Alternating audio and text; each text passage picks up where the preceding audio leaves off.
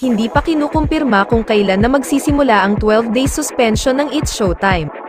May ibinigay na eksaktong date, pero hindi pa raw ito official, mas mabuting hintayin na lang daw ang kanilang official statement.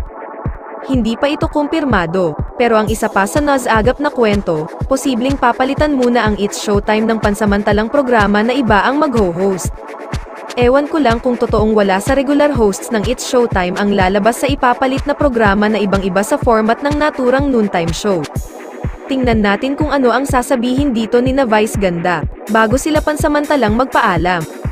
Mainit na pinag-uusapan ang 12 days suspension na issue ng It's Showtime, kaya lagi itong nagte-trending. Pero wala namang pagbabago sa ratings, hindi pa rin ganoon kataas ang ratings nito, ayon sa datos ng AGB Nutam. Noong nakaraang Biyernes, September 29, ay 2.8% ang aggregated rating ng It's Showtime, ang Eat Bulaga ay 3.2%, at ang Eat ay 4.2%. Noong Sabado, September 30, ay 3% lamang ang It's Showtime, ang Eat Bulaga ay 3.7%, at 5% naman ang Eat. Noong September 29, Biyernes ng gabi, ay isa si Vice Ganda sa honorees ng closing ceremony ng 3rd Philippine Film Industry Month nitong September 29, Biyernes, sa Acacia Hotel sa Alabang, Muntinlupa City. Ang tumanggap ng kanyang tropeyo ay si Daniel Saniana ng Star Cinema. Nitong October 2, unang Lunes ng buwan, umpisa na ng semifinals ng Mini Miss You segment sa It's Showtime.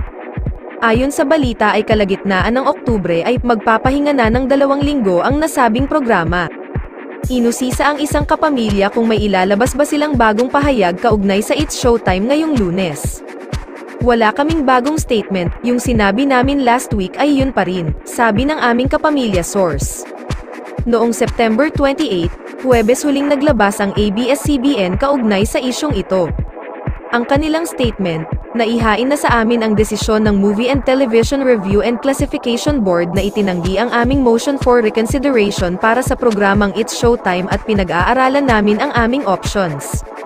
Samantala, habang hindi pa final at executory ang ipinataw na suspensyon, nais naming ipaalam sa aming viewers na patuloy pa rin nilang mapapanood ang It's Showtime sa Kapamilya Channel, A to Z, at GTV. Pwede rin itong mapanood sa Kapamilya Online Live, I Want TFC, at TFC. Buong puso kaming nagpapasalamat sa lahat ng nagmamahal, sumusuporta, at nanonood ng aming programa. Patuloy kaming maghahatid ng saya at inspirasyon sa aming minamahal na madlang people.